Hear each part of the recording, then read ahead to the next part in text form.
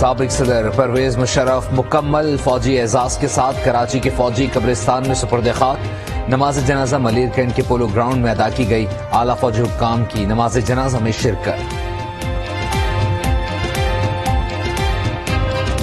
ترکیہ اور شام میں زلزلے کی تباہ کاریاں، عمارتیں ملبے کا ڈھیر، اموات 4800 سے زیادہ ہو گئے۔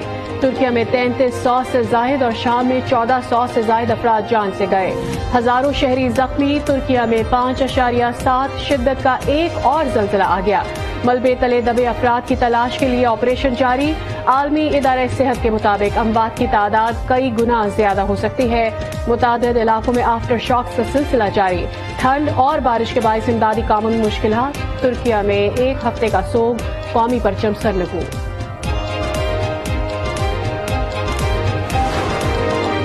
پاکستان اپنے بھائیوں کی مدد میں پیش۔ حکومت پاکستان کی جانب سے امدادی سامان اور ریسکیو ٹیمیں لے کر طیارہ ترکیہ پہنچ گیا۔ وزیر اعظم شہباز شریف ترک عوام سے اظہار یکجہتی کے لیے کل روانہ ہوں گے۔ ٹویٹ میں لکھا، ترکیہ میں اموات اور تباہی دیکھ کر دماغ مفلوج ہو جاتا ہے۔ اظہار یکجہتی بروقت تعاون میں تبدیل ہونا چاہیے۔ عسکری قیادت کا ترکیہ میں زلزلے کا متاثرین سے اظہار تعزیت۔ ISPR کے مطابق army chief general Syed Asim Munir کی ہدایت پر پاک فوج کے 2 دستے ترکیہ روانہ ہو گئے۔ پاک فوج کے دستے میں urban search and rescue team شامل۔ پاک فوج کی میڈیکل ٹیم موبائل اسپتال قائم کرے گی۔ اقوام متحدہ زلزلہ متاثرین کی مدد کے لیے عالمی برادری کی طرف دیکھ رہا ہے۔ زلزلہ زدگان کو امداد کی شدید ضرورت ہے۔ سیکرٹری جنرل اقوام متحدہ کا دنیا کے لیے پیغام۔ جاپان نے امدادی ٹیمیں ترکیہ روانہ کر دی۔ آسٹریلیا کا $1 کروڑ امداد کا اعلان۔ نیوزی لینڈ کی $15 لاکھ امداد کی یقین دہانی۔ دہشت گردی اور دیگر چیلنجز سے نمٹنے کے لیے جمعرات کو بلائی گئی کل جماعتی کانفرنس مؤخر کر دی گئی۔ وزیر اطلاعات مریم اورنگزیب کہتی ہیں وزیر اعظم کے دورہ ترکیہ کی وجہ سے APC مؤخر کی گئی ہے۔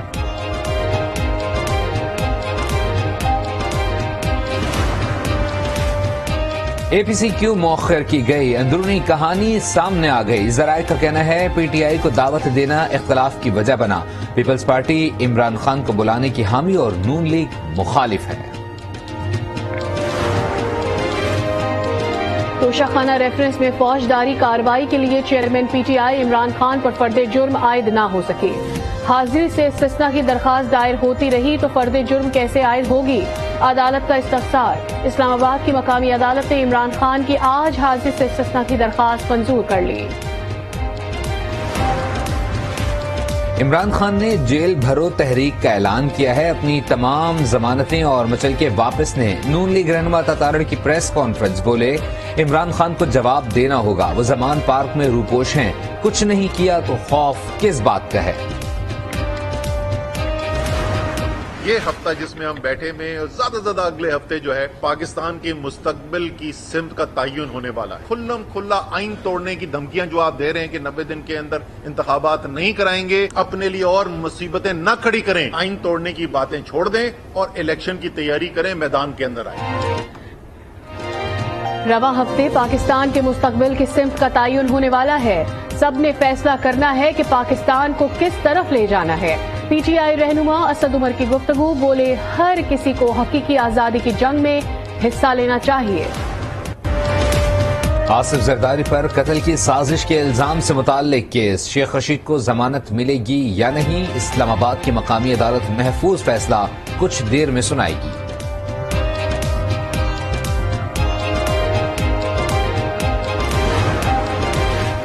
PTI رہنما شاہ محمود قریشی نے NA 156 پر ضمنی انتخاب کے لیے کاغذات نامزدگی جمع کرا دیے۔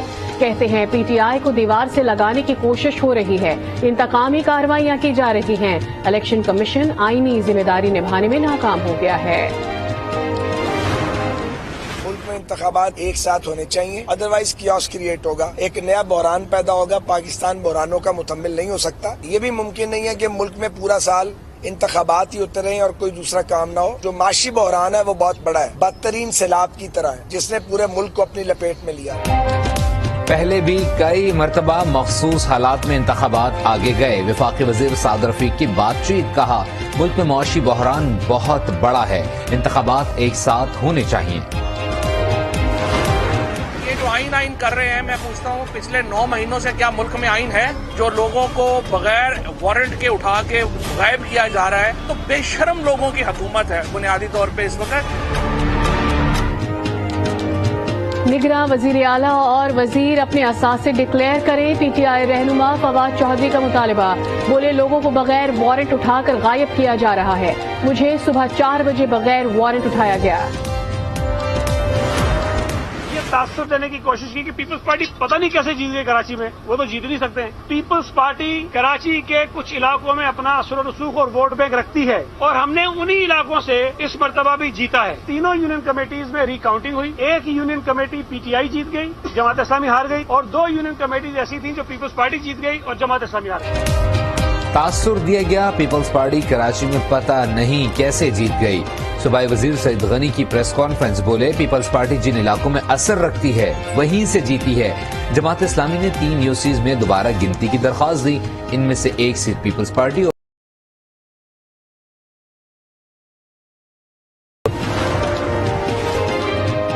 کراچی کے بلدیاتی انتخابات میں کھل کر دھاندلی کی گئی. رہنما پی ٹی آئی علی زیدی کی میڈیا سے بات چیت. بولی الیکشن میں آرؤز کے ذریعے دھاندلی کی گئی. اس طرح کے الیکشن سے بہتر ہے نہ کروایا جائے.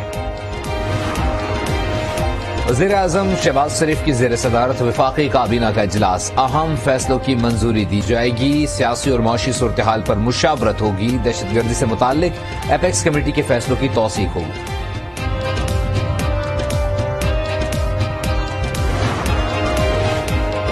سندھ ہائی کورٹ کا کیماڑی میں مبینہ زہریلی گیس سے ہلاکتوں کی تفتیش پر عدم اطمینان. مقدمہ دوبارہ درج کرنے کا حکم. ڈی سی کیماڑی کی بھی سرزنش. عدالت نے ریمارکس دیے, آپ کو تو عہدے پر ہی نہیں رہنا چاہیے, آپ کو معلوم ہی نہیں کیا ہوا ہے. کراچی کی مقامی عدالت نے کیس کے 2 ملزمان کی عبوری ضمانت منظور کر لی. حکومت آئی ایم ایف کو راضی کرنے کے لیے عوام پر مہنگائی کا مزید بوجھ ڈالنے کے لیے تیار. بجلی اور گیس سمیت متعدد اشیاء کی قیمتوں میں اضافے کا فیصلہ کر لیا. بجلی کے نرخوں میں 10 روپے فی یونٹ اضافہ, جبکہ مختلف اشیاء پر جی ایس ٹی 17% اور فلڈ لیوی بھی عائد ہوگی. دواؤں کی قیمتوں میں 350% اضافے کی سمری بھی تیار. وفاقی کابینہ کو موصول. ڈالر کی قیمت میں کمی کا تسلسل جاری. انٹر بینک میں ڈالر کی قیمت میں 1 روپے 29 پیسے کمی. لین دین 274 روپے میں جاری. پاکستان سے ڈالر کی اسمگلنگ طالبان کے لیے لائف لائن فراہم کرتے ہیں. بین الاقوامی جریدے بلومبرگ کا کہنا ہے کہ پاکستان سے تاجر اور دیگر افراد روزانہ 50 لاکھ ڈالر لاتے ہیں, جس سے افغانستان کی معیشت کو کچھ سہارا مل رہا ہے. ڈالر کا تیزی سے اخراج پاکستان کا معاشی بحران بڑھا. ترکی میں ہولناک زلزلے کے نتیجے میں مختلف کھیلوں سے وابستہ کھلاڑی بھی ملبے تلے پھنس گئے. گھانا کے انٹرنیشنل فٹ بالر کرسچن آسو کو کئی گھنٹوں کی کوشش کے بعد زخمی حالت میں ملبے سے نکال لیا گیا. گول کیپر ترکستان مردوں کی والی بال ٹیم اور لڑکیوں کی انڈر 14 والی بال ٹیم کی کھلاڑی اور کئی ریسلرز بھی لاپتہ ہیں. اور چترال میں شدید سردی کے باعث پائپ لائنوں میں پانی جم گیا. مقامی افراد کی آگ جلا کر پانی کی سپلائی بحال کرنے کی کوشش. چترال میں رواں سال ریکارڈ برفباری ہوئی.